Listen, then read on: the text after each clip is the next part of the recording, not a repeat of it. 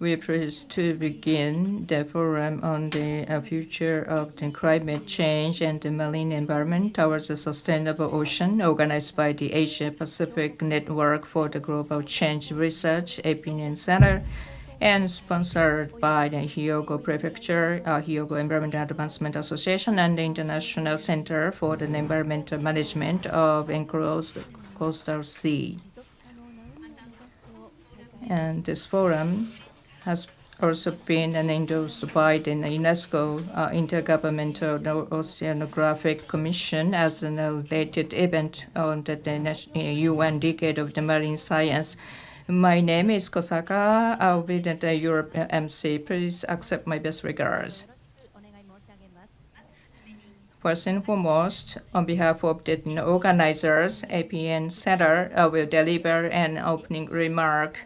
Originally, Linda Ann Stevenson, acting director of our center, was scheduled to deliver this message, but she was unable to do so due to unavoidable circumstances. Therefore, in her place, we would like to introduce the Deputy Director, Hiroaki Shibuya, to deliver the speech.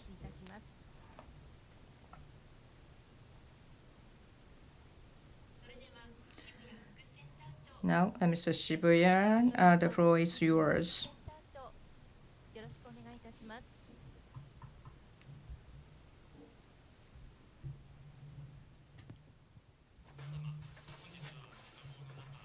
Ladies and gentlemen, thank you very much for joining us in this forum.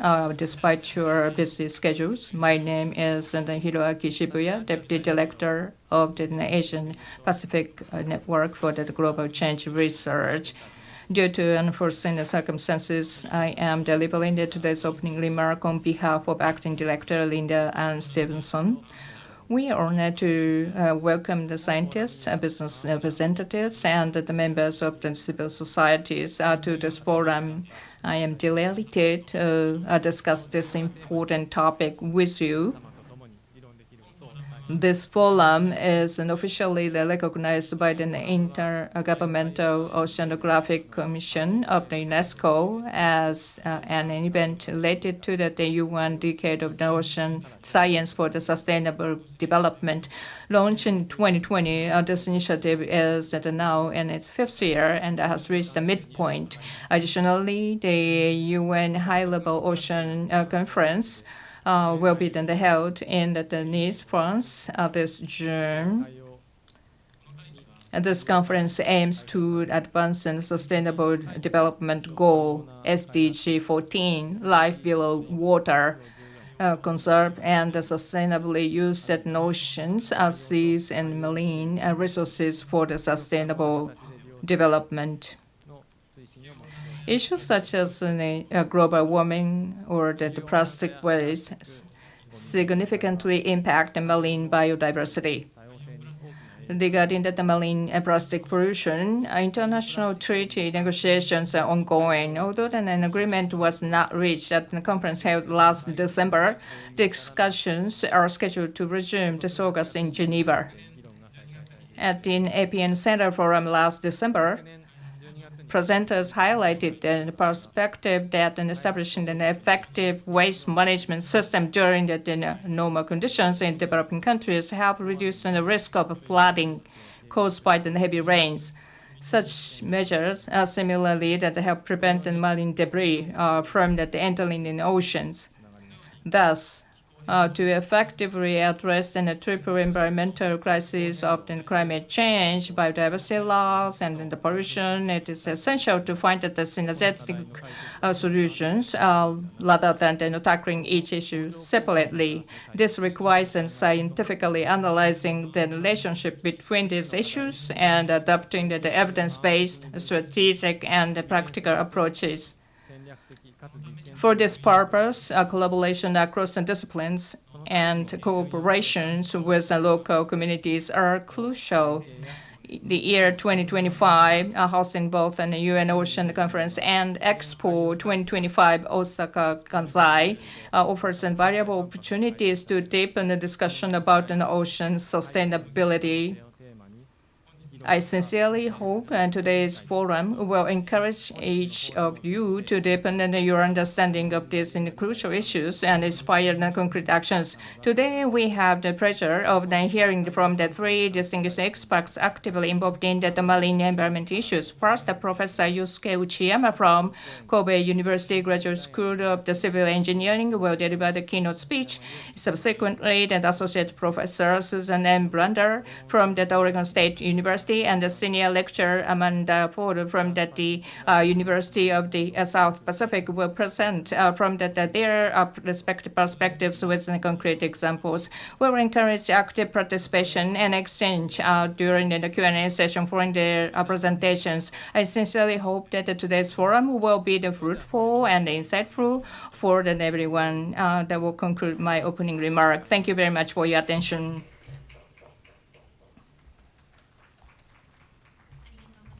Thank you very much, Mr. Shibuya.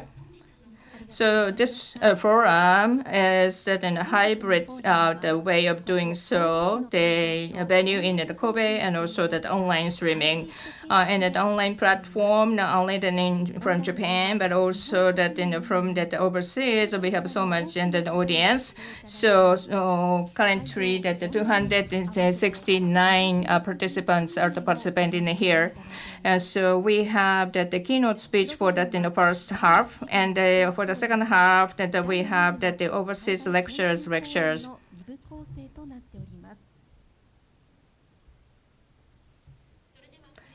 So here we will go on to the keynote speech.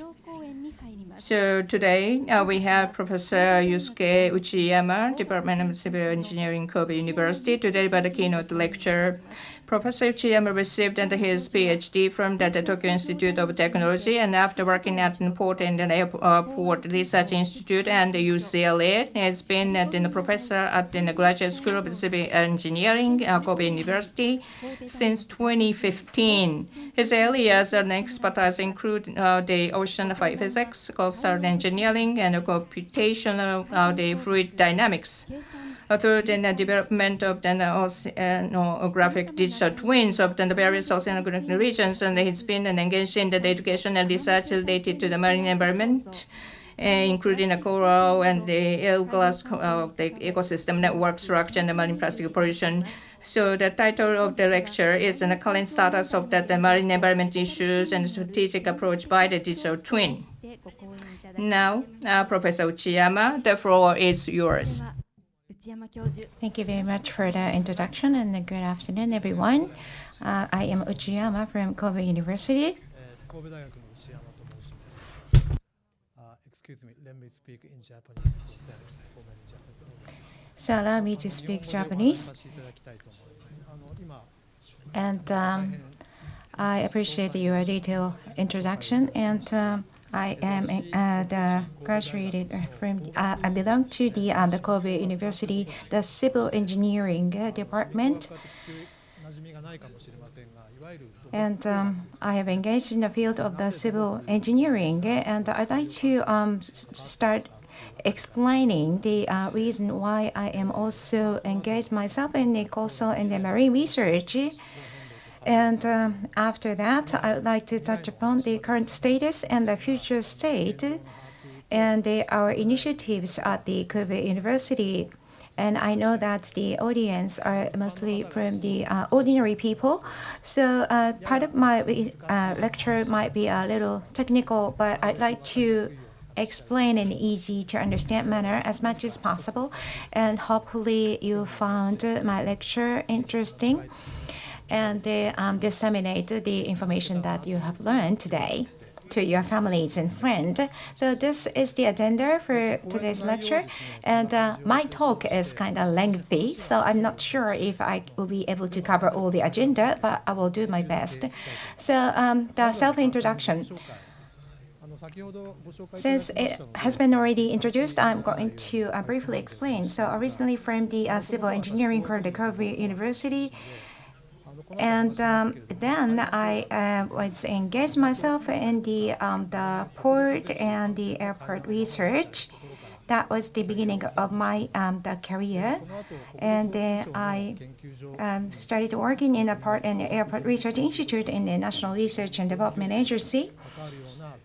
And then I had an opportunity of studying abroad in the U.S., the University of California, Berkeley, and I transferred myself to the JSP as Overseas Research Fellow, and Institute of the Geophysics and Planetary Physics. And Julia McLean is my mentor, and then I started to be interested in the physio and oceanic the field. So recently, those are the hybrid type of the research is popular. So both the engineering and science is my specialty today. So, as I mentioned earlier, why I started to get engaged in the ocean engineering, and I'd like to share with you some of the researches going on at our university. So this shows since the East Japan, the Great Earthquake and tsunami, and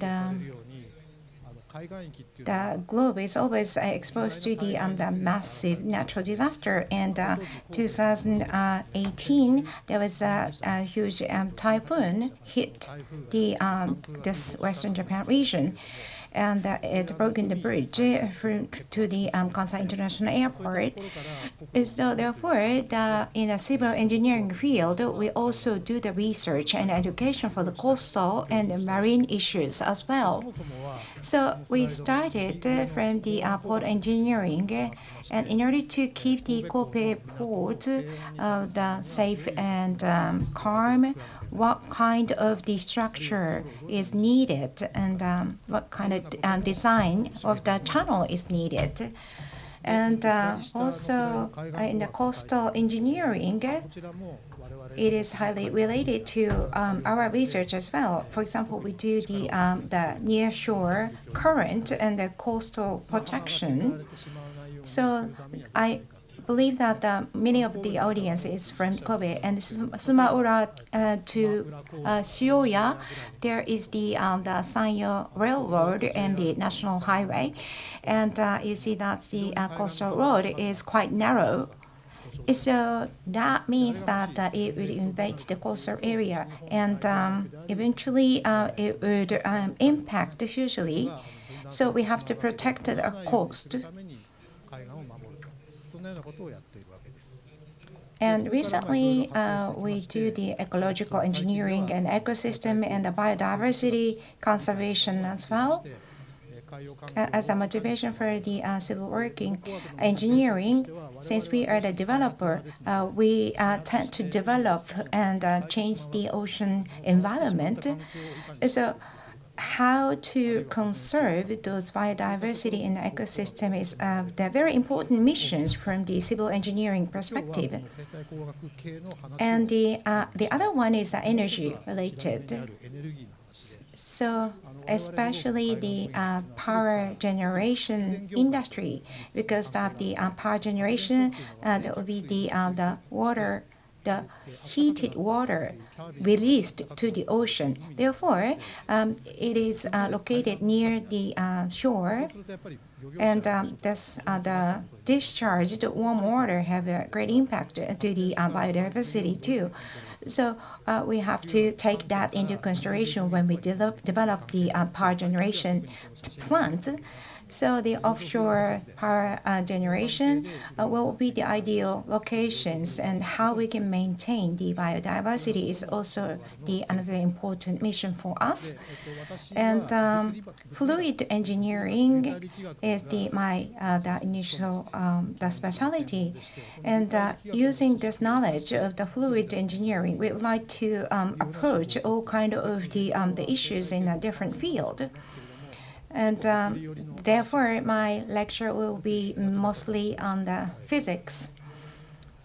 So the important point for the coastal and the marine research in the field of civil engineering, this picture is from NASA website, from the satellite, how the ocean current looks like.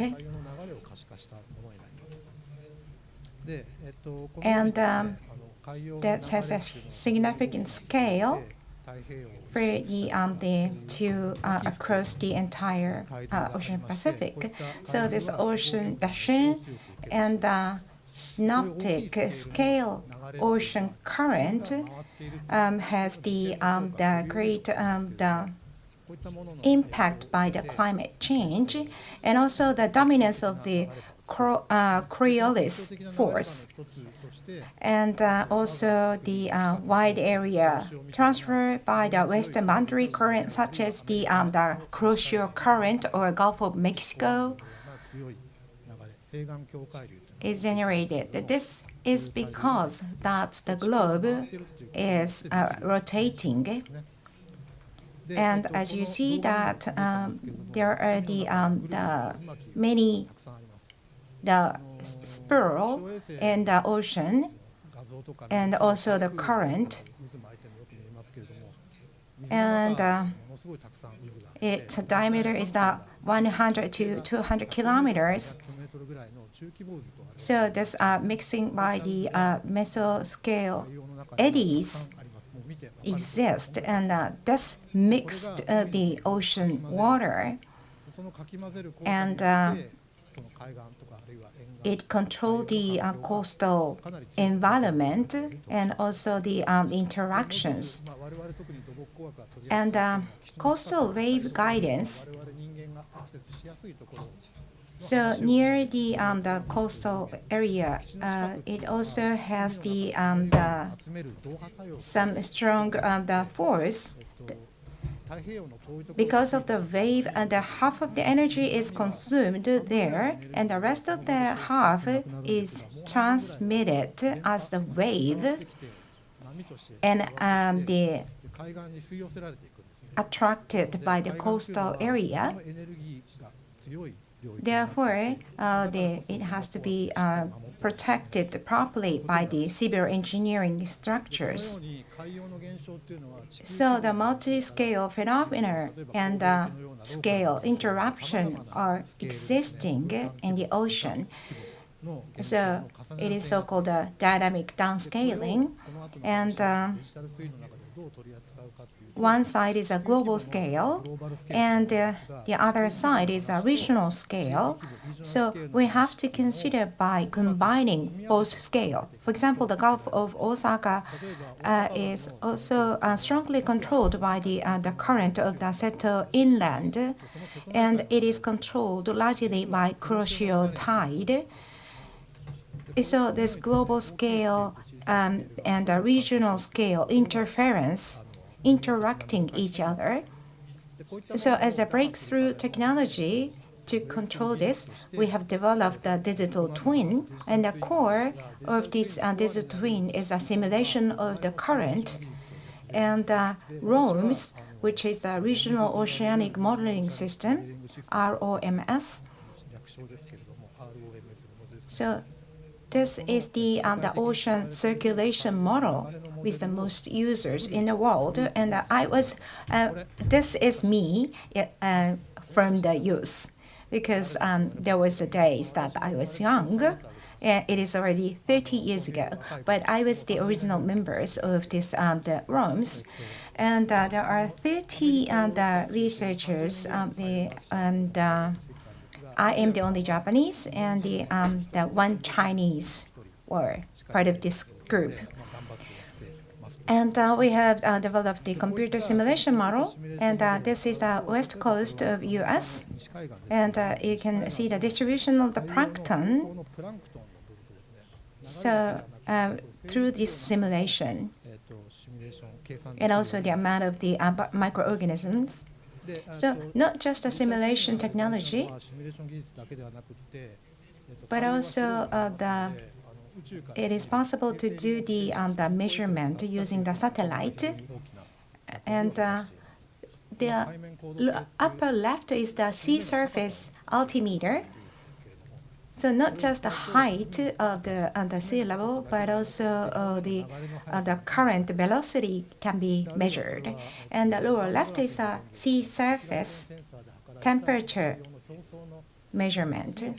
This can be observed from the space. Or the research using the ship to observe the deep sea. Those kind of the researches are being conducted. Those are the important element technologies. So we combine all those technologies.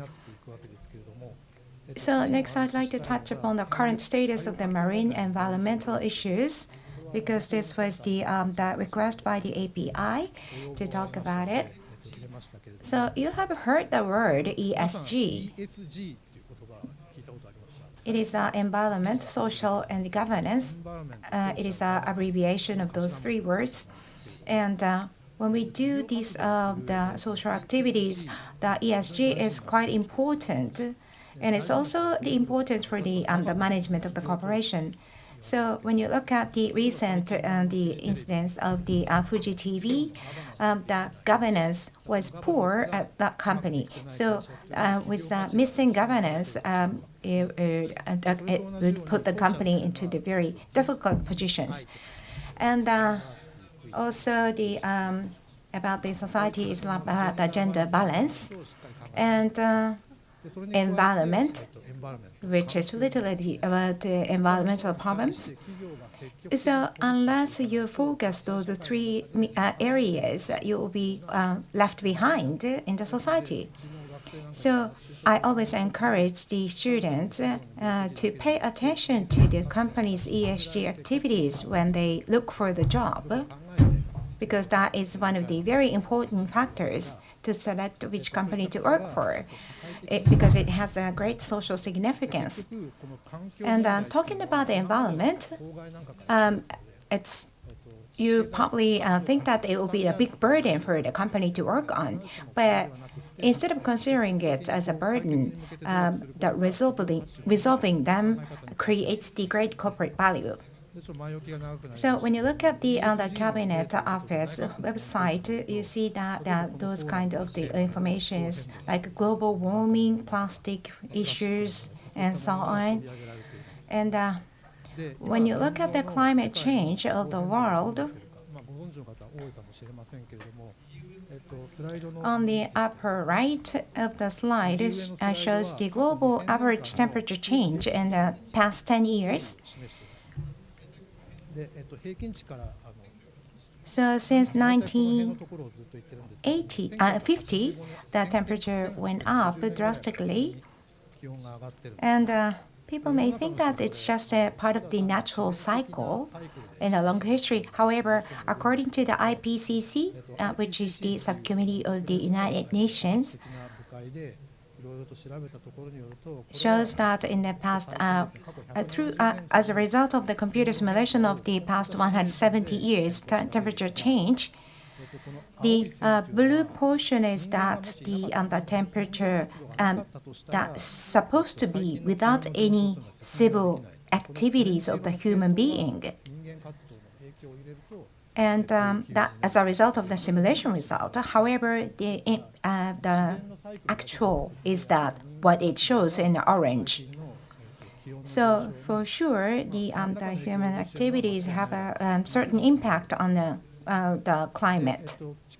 And when the temperature goes up, it will have the great impact on the nature and the human society. And this bar graph shows that the temperature rise, and when temperature goes up, you see a more red area. So the red means that a very high temperature. For example, the coral, when temperature goes up, the coral is damaged significantly. Or the mangrove, you see the yellow, so it has that medium size risk. And also Arctic region have the significant impact due to the global warming. So you can assume that how much impact it would have. And when you look at the ocean,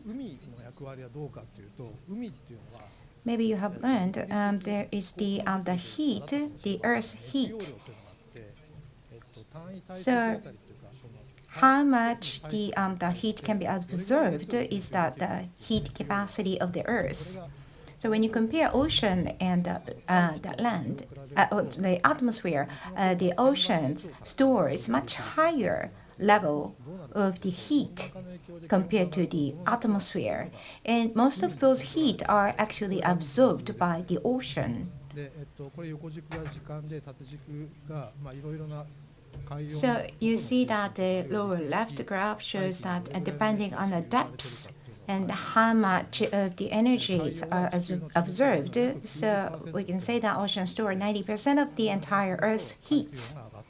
When the sea water temperature goes up and the capacity increases, and then the sea levels goes up.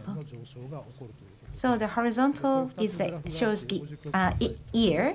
So you see that chronologically, the sea level is rising. So if we do not take any preventive measure, by 2010, it will be the sea level rise by 0.84 meter in the worst case scenario. And the blue is that the best scenario by using the renewable energy and so on.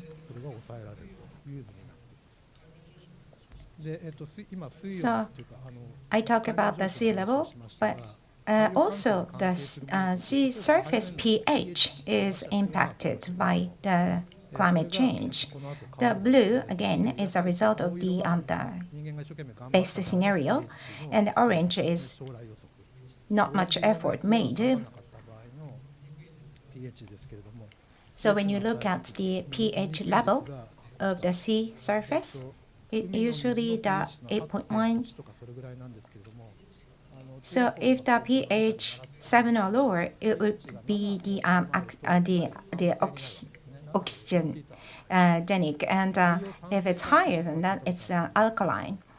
Sorry, it's acid. So because of the temperature rise, the ocean tend to be more acidic. And currently the pH is 7.7. But the older organism in the ocean is familiar or accustomed to the alkaline level. So if that the levels goes up, and then the surface ocean water becomes impacted, and it will reduce the microorganism in the ocean. So the question is that when pH is going to be 7.84 or lower, and atmosphere CO2 concentration, if it is 640 ppm, and the pH of the surface of water becomes 7.784. And then by 2100, ocean oxygen level will also decline, and nitrite also decline. So the pH of the sea surface is another important factor. And also there are the plastic-related issues. And since after the 1950, over 8.3 billion tons of plastic have been produced, and of which 6.3 billion tons discarded as waste. And by 2050, 25 billion tons of plastic will be generated, and more than 12 billion tons will be landfilled or dumped in nature. So as you see the graph, the plastic waste is going to increase. And when it is released to the ocean, and then it will be generated into the microplastics. So on the right-hand side shows the density of the distribution of the microplastic, and surrounding Japan, the Asian area, partially because of the Kuroshio tide, the density of the microplastic is quite high. And I think that either Amanda-san or Susan would talk about this later. And also, it would have the impact on the biodiversity and human factors causing degradation of 66% ocean ecosystem, and more than 85% of the wetland disappeared. And since 1870, half of coral has been lost, and this is going to accelerate. So not just the biodiversity and the physical, not just the physical conditions, but also this climate change would have a significant impact on the biodiversity. And when temperature goes up, it would breach the coral as well, because they live together, coexist with the plankton.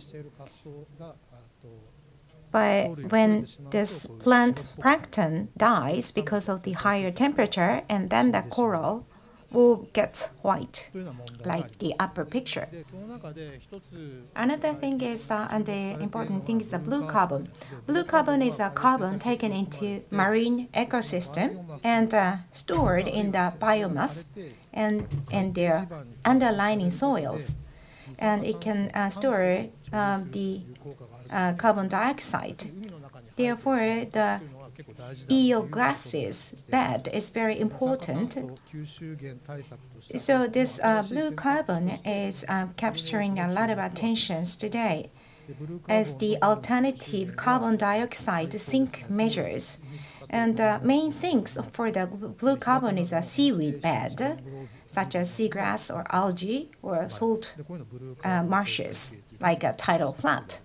And the lower right picture shows the carbon dioxide emitted by human beings. Some are absorbed by land, and the majority portion is absorbed by the ocean. So to solve that, the blue carbon helps. So you see the number 11. This is how the blue carbon can contribute to offset the carbon dioxide emitted by human beings. So when you look at the SDGs 14, of course that the human beings' activity is important, but you always have to consider the conservation of the marine environment. And number 14 is about the marine conservation.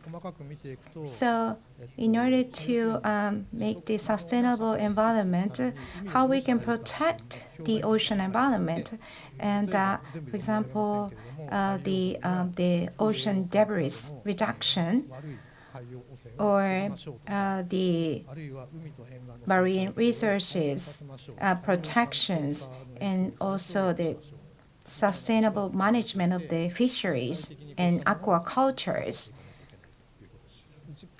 written. And ESG is the mean, and SDGs are the goals. So from here, I'd like to talk about the ocean digital twin development at Kobe University. So it is about the reproducing the ocean current and the transport of the pollutant in computer space, three-dimensionally. And the core technology for this is that the current simulation technology. And by combining various equations, you will be able to simulate the bio ecosystems and also the ocean current or the pollutions. And of course, that you need some amendment of the result of the simulation. It is so-called data assimilation. And recently, we use AI effectively so that we'll be able to predict the ocean conditions. So the core part of the digital twin technology is that this model, simulation model, which means that inside of the computer that we will present the ocean current So if you feel, listen to that, and it's kind of difficult to understand. So which means that you calculate the physics, the formula, and then they project the current in the computer. So we can see that the grids here on the left side, it is quite flat. However, it is in the ocean. It should be that in a 3D, 3-dimension, right? So it is like a tofu, so that it's like a dice. So we will just cut it out like a dices, and then you chop at the point, and you check the pressure, the temperature, and the flow rate, and those the chemical, the physics value to be calculated by that formula. So that here you can find that the equation. So that this is that the very basic the physics the equation. However, that the computer cannot do that kind of one. So computer is not really that smart. So that they only the very basic the formula they can do, like the multiplication and so on. So that's why that we use and then Taylor expansion, and they change from the governance equation to the difference the equation. As you can see at the right-hand corner. So here in this the equation, so the time, the evolution, and also the space. So that the space part is the delta t and delta s. So that in order to make it equal, so that we need to make this resolution as small as possible to make it more accurate. So which means that the resolution need to be that in as small as possible, which means that you need more equation to be solved. So that's why that the supercomputer is required.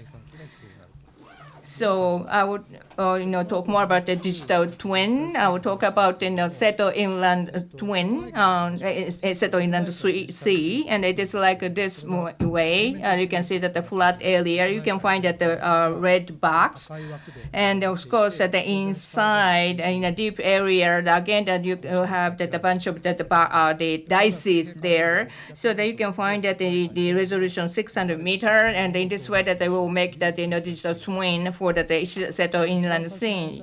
So we have that global signal to be incorporated here. So therefore, that we have the global digital twin, and then we need to improve that in the resolution for that the smaller area, and so that to make sure that the flow of that globe it will be that reflected in that smaller area, and by doing so, we will improve that the resolution when it comes to the Seto Inland Sea. So here, that in the very beginning, we use the World Ocean Atlas, and then we will use the North the Pacific Ocean model, that is a 30-kilometer resolution, and inside Japan and the coastal model JCOB2M, that is a 10-kilometer resolution. In this way, that we do that 3-step that the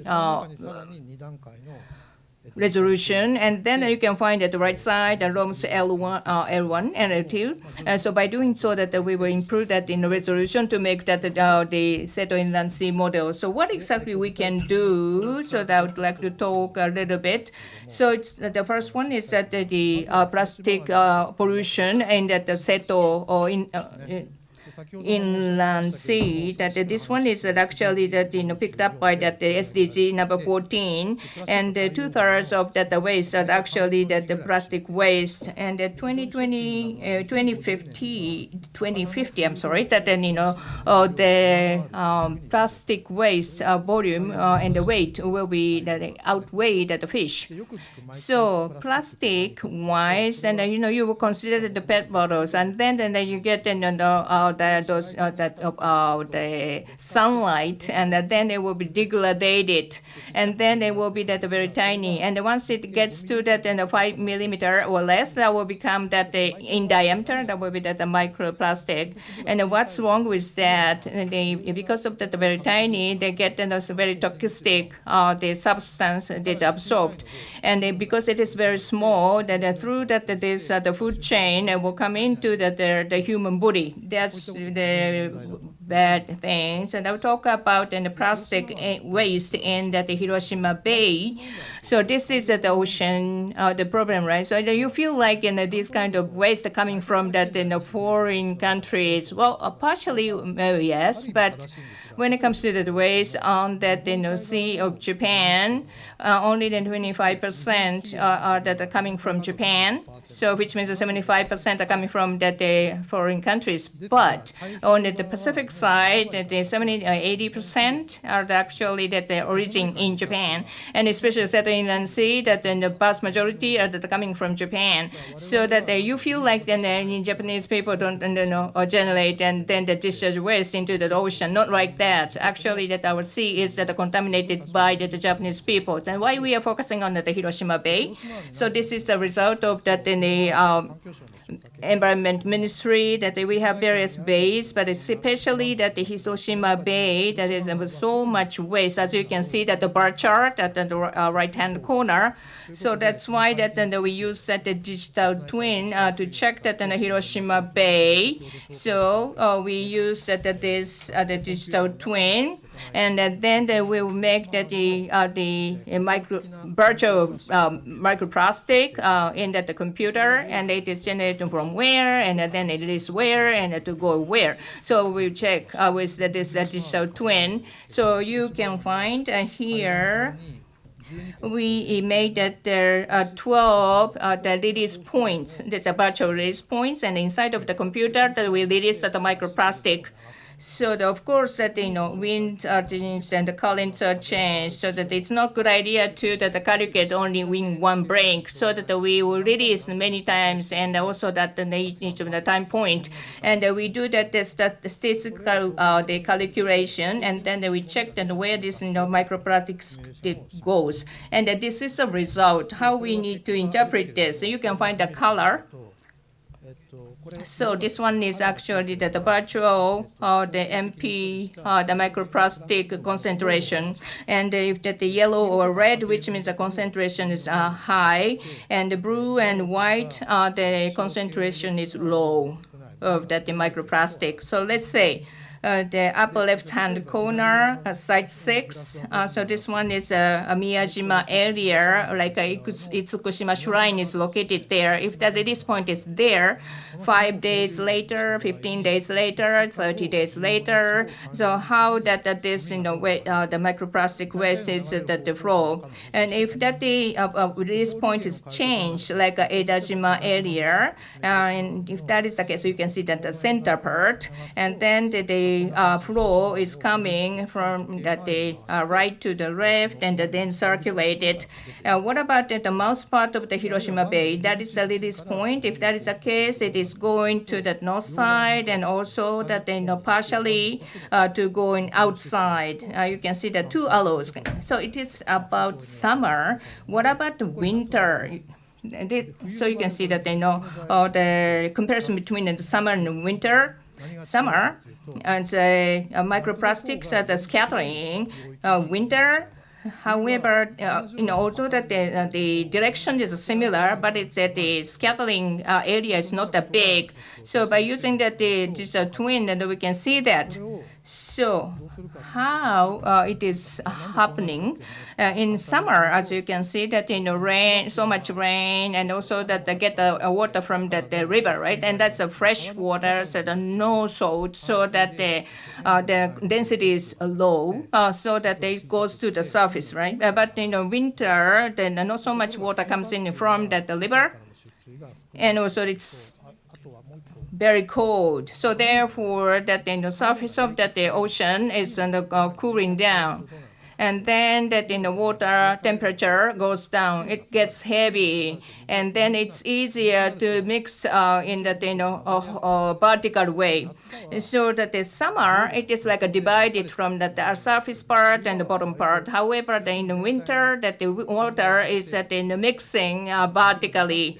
So that's how it goes. And if you see that the Hiroshima Bay at the inland there, that there's a Ota River, and so that the fresh water comes in from that Ota River. So that's why that the the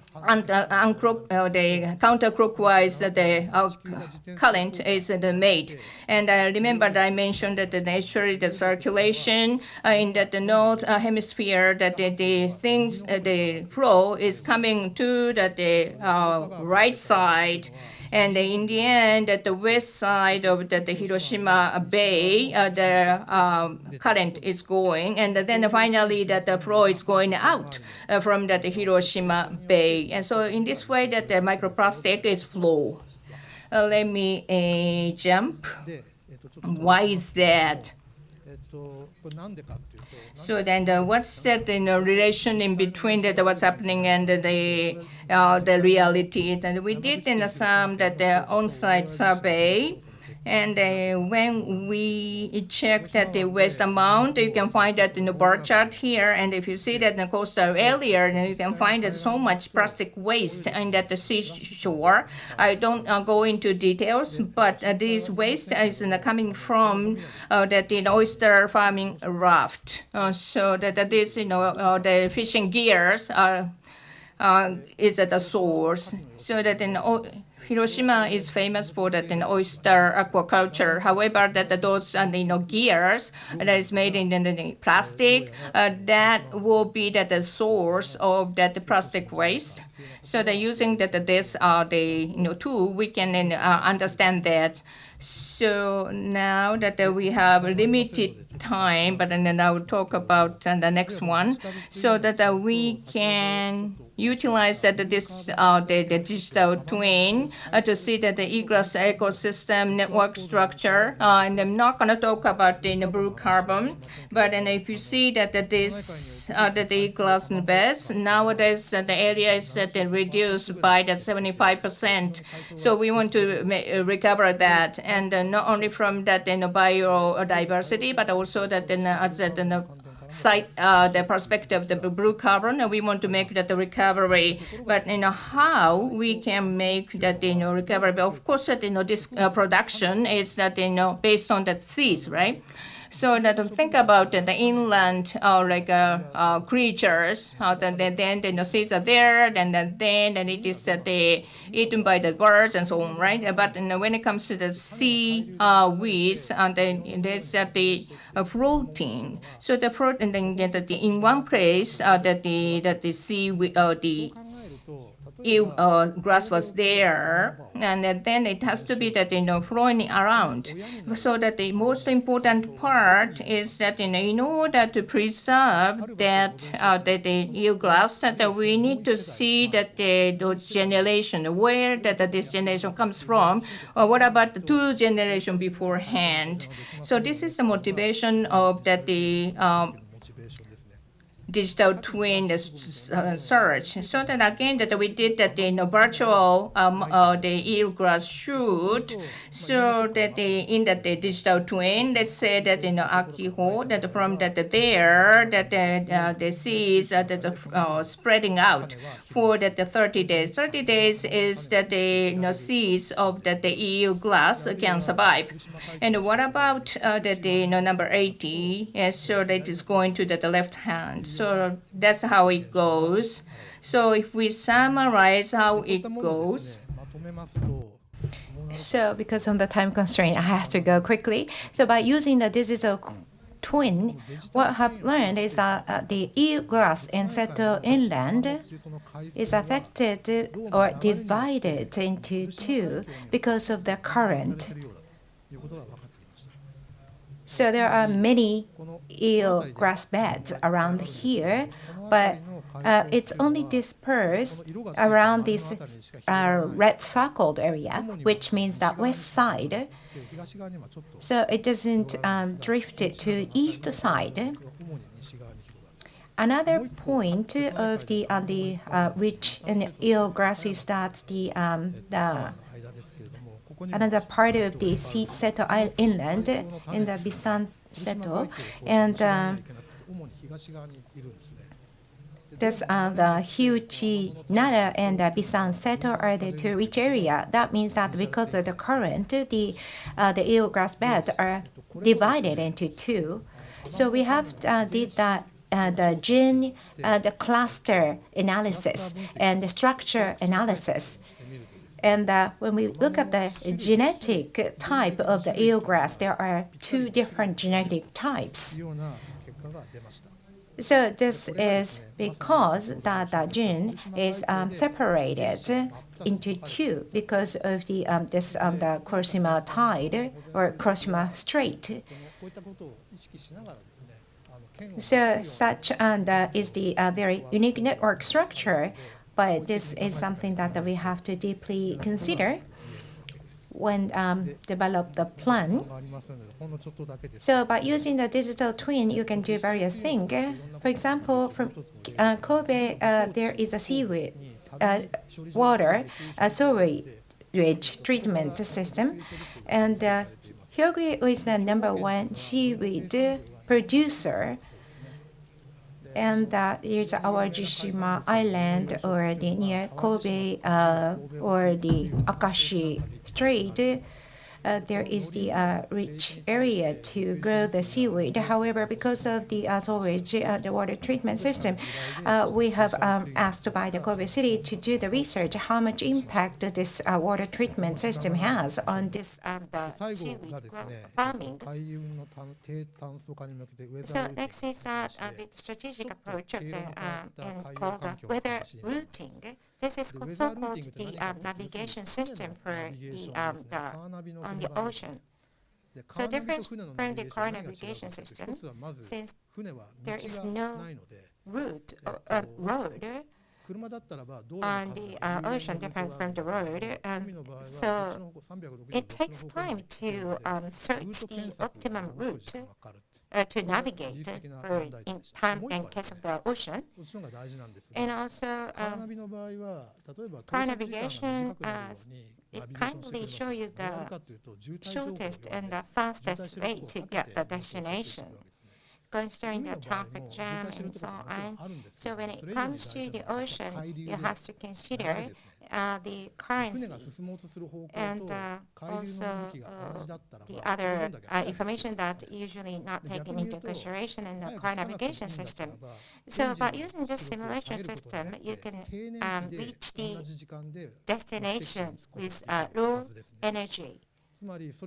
And this would contribute to the reduction of the CO2 emission as well. So not just a convenience for the vessel, but also it would contribute to the low carbon system in the vessel. So from Tokyo to Okinawa, what would be the best routing? And the red shows the typhoon. So when you do the usual routing, it shows the blue will be the route. However, there is a typhoon coming, so you have to avoid it. So when you avoid the route of the typhoon, and then while the vessel is traveling and the route of the typhoon may change, so you have to make the adjustment in a timely manner to make the best possible assumption. So considering the typhoon, and as a result, you don't need to detour so much. So this also contributes to not just the fuel efficiency, but also the safety. This is, for example, from Kagawa. So Seto Inland, there is the 2 tidal change. So from Osaka to Kagawa, you have to go through the Akashi Strait, and it has a very strong tidal waves. So you have to consider this surface current velocity and calculates the optimum route and calculates the time required. So this is the departure time by the horizontal axis, and the vertical shows gas efficiency. And the higher it goes, it shows the higher and energy efficiency. So as a result of this simulation, it can improve the fuel efficiency by 15%. So in a vehicle, there is the electric vehicles, and decarbonization activity is more active. However, not such activities going on in the ocean, but this kind of simulation would help a lot, hopefully. So this is a conclusion. So I am from the civil engineering field, but I explained about the coastal and marine research in the field of civil engineering after explaining the current status and the future. And then I share with you some of the initiatives of the ocean digital twin development in Kobe University, and showing some examples of some eelgrass ecosystem network structures, and also the sewage treatment plant impact and so on. So if you are interested in our research, please access to this QR code to see more. So thank you very much for your attention. Professor Uchiyama, thank you very much. 内山教授、ありがとうございました。ありがとうございます。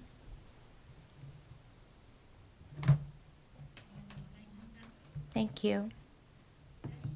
ありがとうございました。 So this ends the part 1 keynote lecture, and we are going to have a short break. And the second part will start at 5 minutes past 3 p.m. 本日はアメリカ合衆国 Please wait for オ a レゴン few 州 more 立大 moments 学 before 農学 second 部の part will begin. スーザン・ブランダー准教授にご講演いただきます。ブランダー准教授のプロフィールにつきましては、リーフレットをご覧ください。本日は北太平洋におけるプラスチック汚染の長期モニタリングと題してご発表いただきます。それではブランダー准教授、よろしくお願いいたします。Thank you so much for the introduction and for having me here today to present. Today I'm going to be discussing the state of the science for determining global indicators for plastic ingestion. This is a project that I am part of through the UN Decade of Ocean Science, and it is a project that is led through Pisces by Dr. Matt Savoca, who is a colleague of mine at the Hopkins Marine Station at Stanford University. So today I'm going to be presenting information both from my perspective and also from that of the larger project, and we'll sort of explain the evolution as to how we got to the point we're at over the past couple of decades in terms of involvement through Pisces, which is the North Pacific Marine Organization that many of you are probably familiar with. So before I get into the research, just wanted to give a brief overview of the pollution groups that have been part of Pisces over the past couple of decades. So back in 1992, there was a development of a common assessment methodology for marine pollution. And then fast forward to 2011, there were some groups established on marine pollutants at first, emerging topics in the area, and then this became more focused on marine microplastics and plastics pollution as we got into 2017. Most recently, I'll talk a bit about the work that came out of working group number 42, which was titled Indicators of Plastic Pollution. That group finished in 2023, and then the latest development is that in 2025, really technically in December 2024, an actual section was created within Pisces on marine plastic pollution, because this topic is, over the years, is getting more and more attention, and that research area is expanding. So kind of zooming back out to think about the bigger picture, when we think about marine plastic pollution, it's really wrapped up within this study of the planetary boundaries, which sums up the different environmental stressors and impacts that we are having on the planet through a variety of different mechanisms, such as climate change, such as pollution, some of the topics that were discussed in the previous keynote presentation. And back in 2009, chemical pollution up here was not yet quantified. looking out to a more recent paper published in 2023, and this topic of the 9 planetary boundaries has been explored by many different research groups. You can see that chemical pollution is now seated under novel entities, and this includes chemical pollution such as pesticide runoff. It includes microplastic pollution, plastic pollution, so those are all kind of summed up in one holistic category. And this category of novel entities has increased enough to be considered in the high-risk zone. And you see that little purple sort of haze on the edge of that estimate.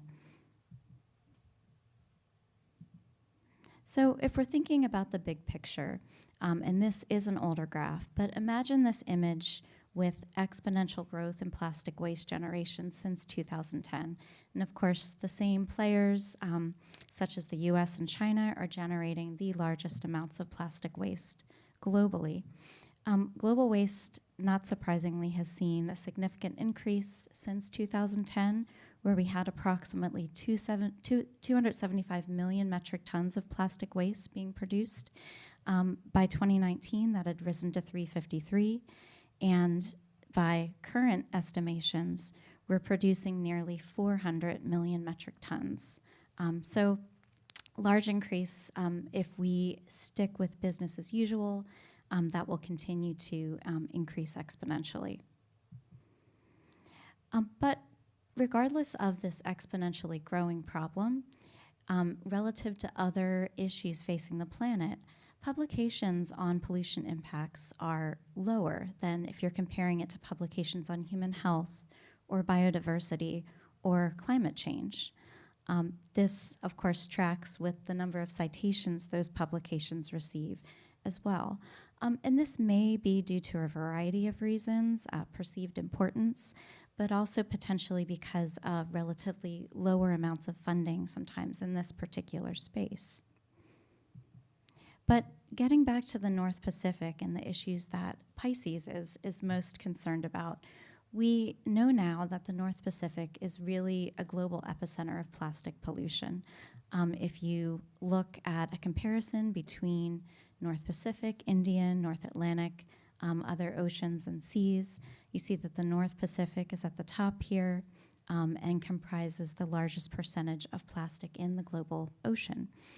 Likely because we have 2 of the world's biggest plastic waste producers, bordering either side of the North Pacific. So when we're modeling mass concentration, you can see the North Pacific gyre highlighted here.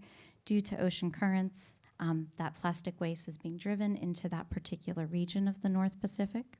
And this is very well understood and has received a lot of attention, especially since the late 90s when Captain Charles Moore took a cruise to the North Pacific gyre and kind of discovered that it was where the plastics were accumulating. And you can see that this has been a gradual and then kind of quicker increase as we get into the 1990s in terms of microplastics concentrations. And you can see that this is much higher within the Great Pacific Garbage Patch, which has been the term that it is now referred to as. And you can also see that this has been measured in terms of mass concentration as well. So for Working Group 42, which just, as I was mentioning, finished up in 2023, this group within Pisces was focused on indicators of plastic pollution. And they had 3 major goals, or what Pisces refers to as terms of reference. And those, for one, to review pollution. And even, as recently as 5 to 6 years ago when this group started, there were still few data on things like abundance and distribution, composition of plastic pollution, and possible impacts. And so they were really setting out to summarize data that had been collected globally and to better understand it and its relevance to what was happening in the North Pacific. They also wanted to identify multiple organismal and non-organismal indicators of plastic pollution and impacts, and recommended guidelines for monitoring and creating environmental indicators, because at that point, there really was very little discussion about what species would be the best indicators for the study of plastic pollution. So a paper came out of this work a couple of years back towards a North Pacific Ocean long-term monitoring program. So really this was one of the first efforts to describe which species would be ideal bioindicators and how we would go about using them to better understand the impacts of plastic pollution. So I'm just going to go over a few examples from this work. But first, I'm also going to describe the new section on plastic pollution, which was established at the end of last year. And this is growing from that original working group, but here the group has expanded from about 12 people to 35, and we plan to work to characterize and understand the flow and impacts of plastic pollutants in the North Pacific, continue to develop those bioindicators, and also there will be workshops and sessions and symposia planned to really spread the word about these issues and to grow the network within Pisces and beyond. So looking at some examples of studies that have been done, we know that research on plastic pollution has just really escalated even over the past 5 to 10 years in comparison to research that had been done in the decades prior. And because of that, we have a lot more knowledge in terms of which species are ideal indicators for responses to plastic waste. A lot of focus has been on seabirds, which often accidentally ingest plastics as they are searching for food at the surface of the ocean. And there are indications that plastic ingestion and the occurrence of plastic is increasing as you go from the 1960s to the 2010s.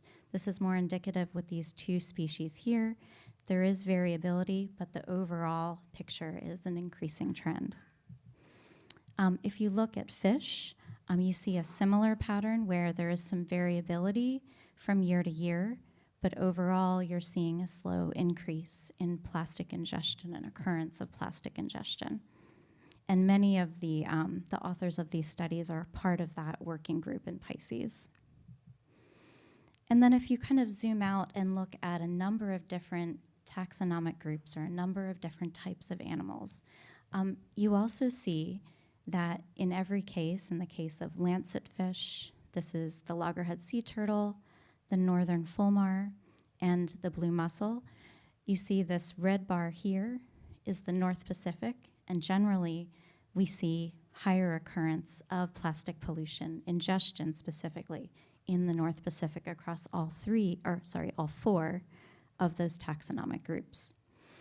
Another species that is of high concern because it's threatened are, or I say a group of animals, are baleen whales, several species of baleen whales. And they're of high concern because this species feeds primarily on small zooplankton, so things like copepods, mysid shrimp that are just a few millimeters in size. But of course, these baleen whales are some of the largest animals in the world, so their dietary intake is sometimes on the order of millions of zooplankton per day.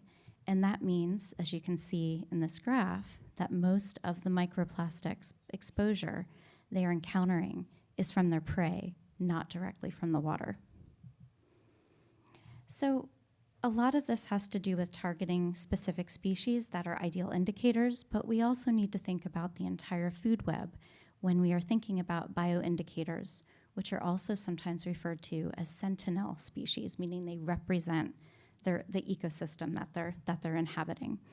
And so thinking about things like ecosystem sentinels such as sea lions or alcid seabirds, you need to not only think about the metric you're measuring to indicate whether they're impacted, such as trends in population levels or, say, diet and egg production, but also to think about the other components of the ecosystem, of the food web, that might also influence those metrics or influence outcomes for those bioindicator species. So things like their prey items like forage fish or cephalopods. And then also thinking about future ecosystem responses. So for example, salmon population levels or fishery responses are all critical. So really thinking about how all of those components are connected and how they influence one another. And part of the way to do this, at least thinking it from the bioindicator perspective, is to use a rubric that was developed by that Working Group 42 back in 2022, the publication I referred to earlier. And so this is kind of a standardized way that we've come up with to evaluate each individual species as to whether it's an ideal indicator. So for starters, you want something that's accessible, that you can actually collect samples from. If it's not, then you're going to move on to something else. And if it's yes, you can use this rubric, which considers everything from prior sampling to plastics frequency to the threat of human exposure, say, is it something that we eat, to consider and to kind of rank whether that species is ideal for that bioindicator use. Higher numbers mean better potential. Another way to look at this is by using something called a radar plot or a spider plot, which is what you're seeing here. It sort of looks like a spider web. And when you're looking at these different components that add up to make a good bioindicator species, you can use this to rank them. And the more points that each species meets at the edge of this radar plot, the better indicator it is. And so as you can see, the mussel is an excellent indicator because it hits almost all of the points on that plot, whereas others have ideal characteristics, but they aren't perfectly suited. So we also have to think about this not just from a charismatic megafauna perspective, which is what we often refer to large animals like sea turtles and sharks and whales in the United States at least. But thinking about it from the microscopic perspective is really important because that's where a lot of these plastics are entering. Many of the plastics that my lab analyzes, for example, are below 0.5 millimeter in size, but they are pervasive and we find them in almost 100% of the organisms that we pull out of the ocean. And so this is a very common single-celled organism that is fed upon by larval fish that in the lab you can see readily takes up plastic particles. It's not able to sense what it's eating, it's just pulling in particles of the right size. We see this with smaller fish that are common prey items like myctophids, which are also referred to as lanternfish. Fish caught off the west coast of North America. Over 30% of those fish contained mostly microfibers, which we find in every sample type. They're one of the most common plastic pollutants in the ocean today. And we also see from looking at museum specimens of the same species that there is a significant increase over time in that accumulation. So looking from the 1960s out to the 2010s. And again, there's variability in these estimates, but when you fit a linear regression, you see that increase. That correlates with the increase in plastic pollution. This is really important to consider, especially for food webs that include baleen whales, such as the Pacific gray whale that's found off the coast of California, Oregon, and Washington, and some of them migrate all the way up to Alaska. But if you consider certain sensitive life stages like pregnancy or lactation, you can see that because these animals require so many prey items on a daily basis, that when their dietary requirements increase, they are predicted to be ingesting over 20 million microparticles, microplastics, and fibers per day. This is from recent work that we published with the Marine Mammal Institute at Oregon State. And it's all about these small, say, mysid shrimp or copepods that have 1 or 2 fibers per animal, but when you're ingesting that many per day, you really magnify that exposure. Another place where we see this issue showing up is in commercial fishery species. And recent work shows that commercial fishery species off the coast of North America are mainly consuming microfibers, and that it appears that they're translocating from the gut or moving from the gut to the fillet, which is the edible portion of the fish that we ingest. Why does this matter? Well, there's a lot more known about microplastic impacts now and plastic pollution in general. We know that different, like oddly shaped particles, like fragments and fibers, are more difficult to excrete, to get rid of. And we know that they can affect growth and cause cellular stress in organisms. And over time, especially in longer-lived species, that can really kind of add up over time. So zooming back out to kind of the global issue, this isn't just about a handful of species. We now know, and this is from a larger database that gathers information about organismal exposure to plastics, that over 4,000 species are known to be affected by plastics litter. And this is up to almost 2,000 publications at this point. So the field has really reached a point where it's maturing, and we're able to compare across studies. We're starting to harmonize methods that are used in different parts of the world, and we can really get a better picture of what the true impact of plastic pollution is. So that leads us to the latest development in this timeline, which is that in 2023, our project, the Global Plastic Ingestion Bioindicators Project, was endorsed by the UN Decade of Ocean Science, which was exciting. And so this project really kind of dovetails and brings together all of the work that I've talked about, coordinating researchers globally that are all working on plastic ingestion across lots of different species, evaluating species that have ingestion records as to whether they can serve as bioindicators, and also to develop monitoring plans, because believe it or not, even though lots of smaller individual monitoring plans exist globally, there's not really one uniting force between them. And so there's a lot of kind of disparate information being collected over here and over here, but the goal of this project is to unite those different efforts. So initial membership are 40 people, including myself, 18 countries, 5 continents, with a diversity of career stages, genders, so we've tried to really make this an inclusive group. And this is the group. Won't have time to go through everyone's names, but just wanted to acknowledge everyone who's part of this. And we plan to do things like review and evaluate monitoring programs that exist, take an inventory of plastic ingestion records, and apply that standardized rubric that has already been developed to really do a true global evaluation of different species that could be used to better understand plastic exposure and ingestion. And eventually, we'd like to develop a database or a data portal to share published information related to this challenge. So this is a paper that kind of our initial kickoff of the group was published in January of this year. Many authors, exciting to have a global group like this.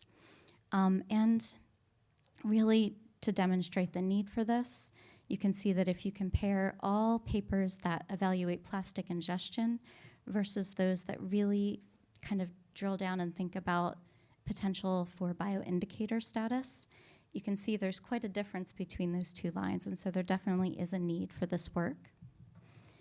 And you can see that it has become kind of a harmonized approach towards the species that can be used for this work. So the North Pacific, we have 4 species that span reptiles, fish, birds, and bivalves.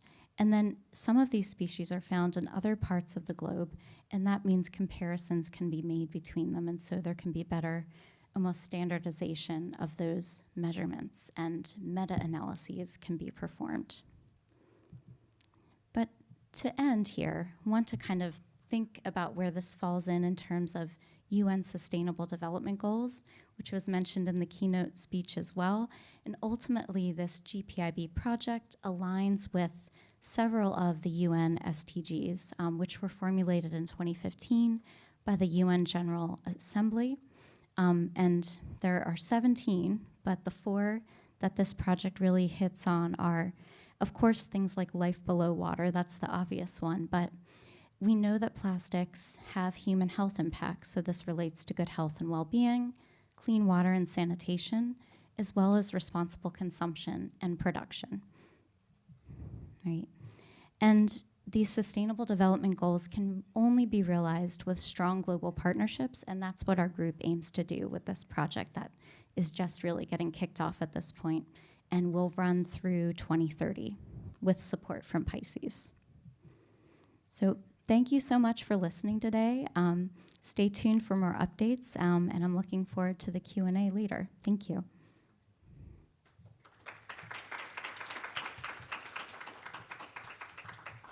ブランダー准教授、ありがとうございました。ありがとうございます。それではこれより Q&A セッションに移ります。地球環境戦略研究機関の小島と申します。ブランダーさんに質問したいんですけど、英語で質問いたします。So thank you very much for your very good presentation and very interesting presentation. So my question is, because you are also the member of I don't know, consultant to like a UNEP Global Plastic Treaty negotiations. So I'd like to know how the scientist group about this issue, studying about this kind of like marine plastic pollution indicators. So how you plan to influence this global political movement to tackle with these marine plastic issues? Thank you very much. Sure, and thank you for the question. It's an excellent one, especially, and I didn't speak about this in my talk, but we are approaching the 6th round of negotiations for the UN Global Plastics Treaty in August. I'm part of the Scientist Coalition for an Effective Plastics Treaty, which is a group of about 300 scientists globally that are working to provide science-based information to delegates to the treaty. And some of our main goals for providing that information are emphasizing a better understanding of microplastics. Initially, when the treaty began negotiations at the end of 2022, it was very much only focused on plastic waste and on waste management. And now the focus has shifted towards lessening the fragmentation of plastics, because there's not a way to bring them back once they're out in the environment, to focus on reducing the use of chemicals and chemical simplification. And another big emphasis, if we get the ideal outcome, would be for source reduction, and for this to be something that happens globally, not just in select countries. And source reduction of virgin plastic, because really the only way to reduce the amount of microplastics and chemicals getting into the environment is to kind of turn off the tap, so to speak, to reduce things upstream rather than only focusing on downstream solutions. There is still a long way to go, because there are many disagreements between the countries involved, but there is a large coalition of high ambition countries, about 100 countries, that formed at the last round of negotiations, that is aiming for those 3 things that I mentioned for upstream control.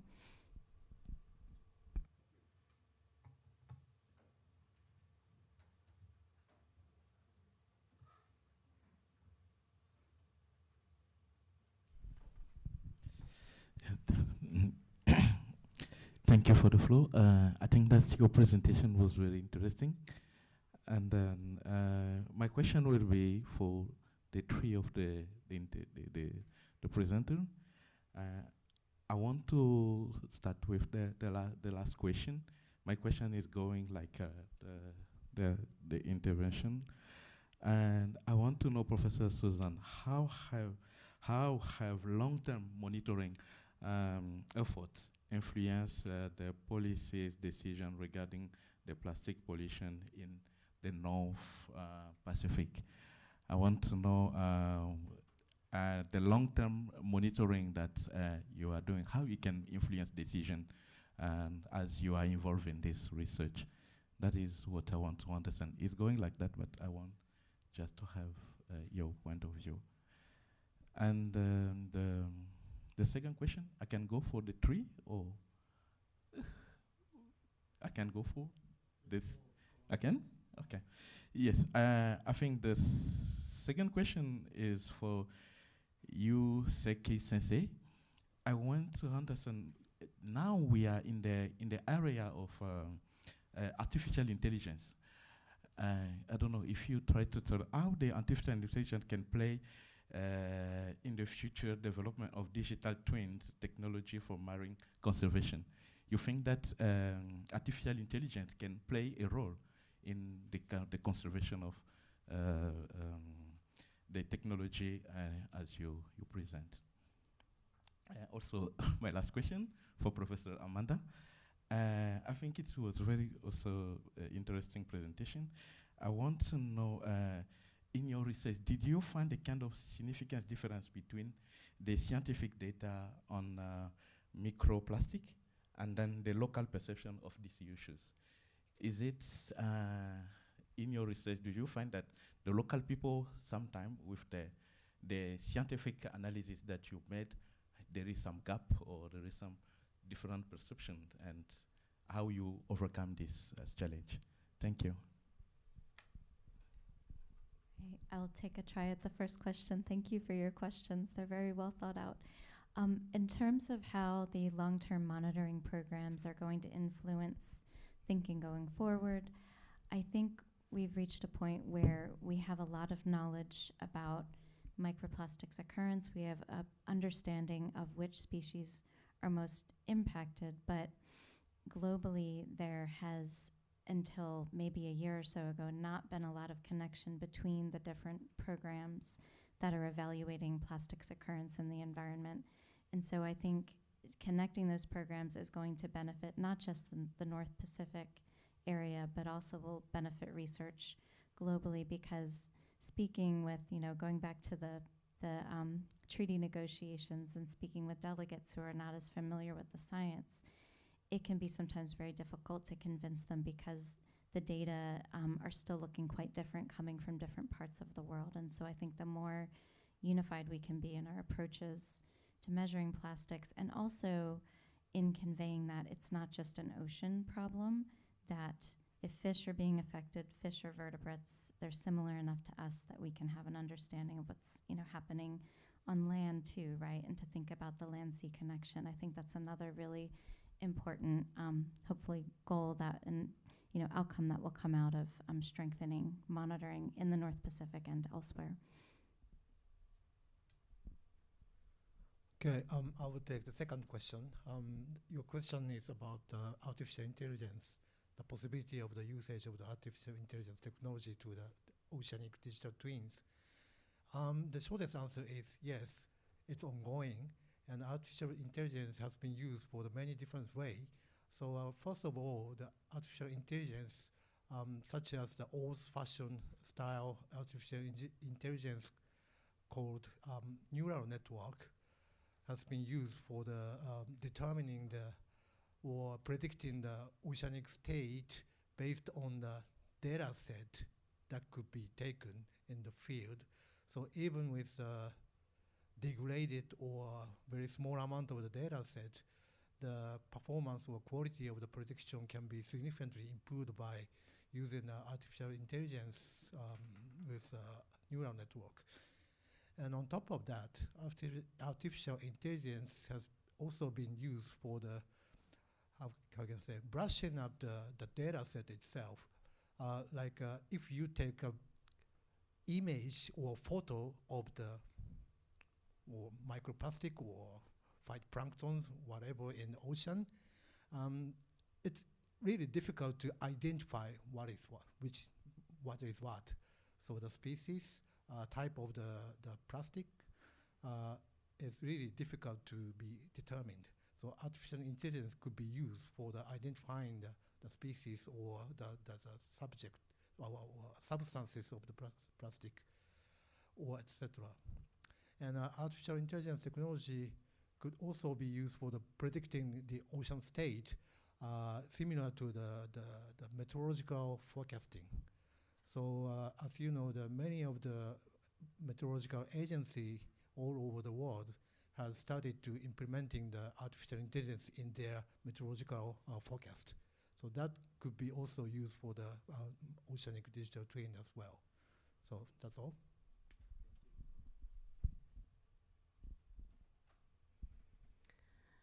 Thank you for your question.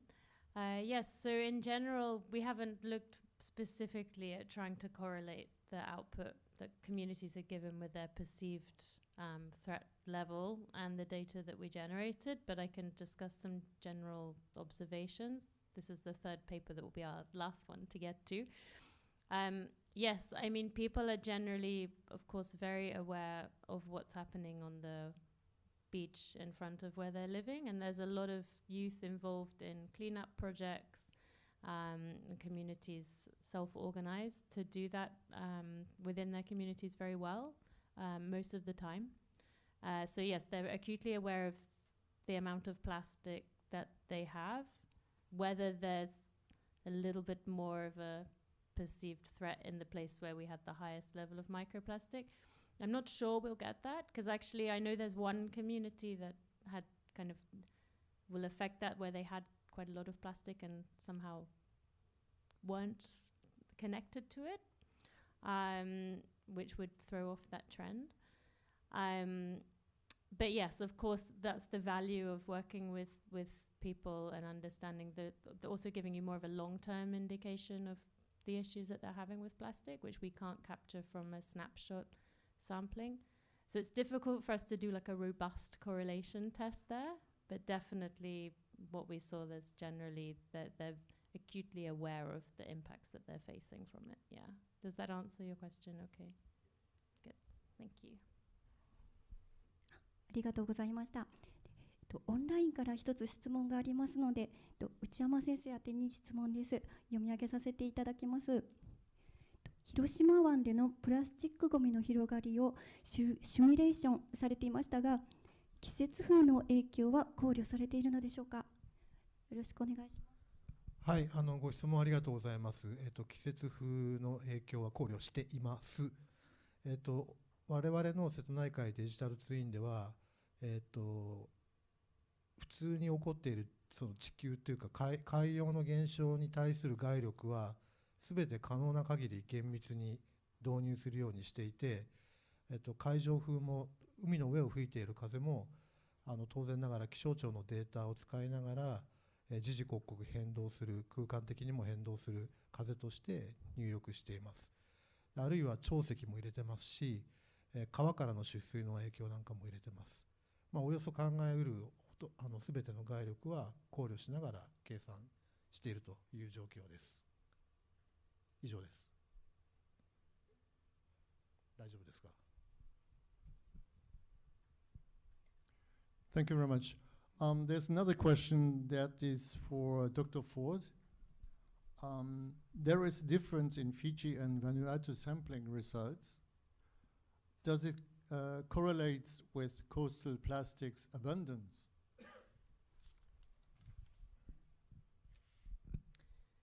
Thank you for the question. I'm assuming that's with regards to plastic trash on shore, which we didn't sample.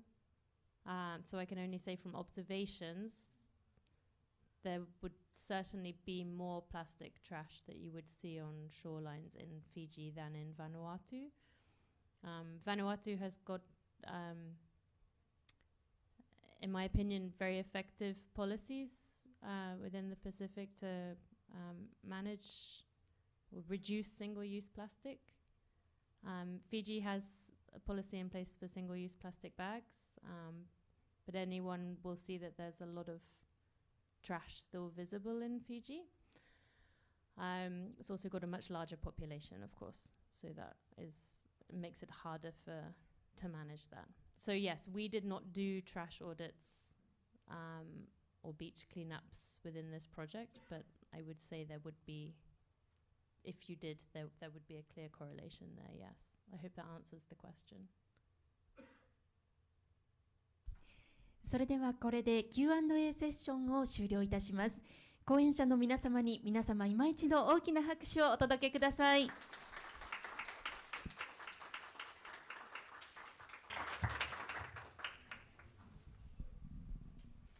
ありがとうございました。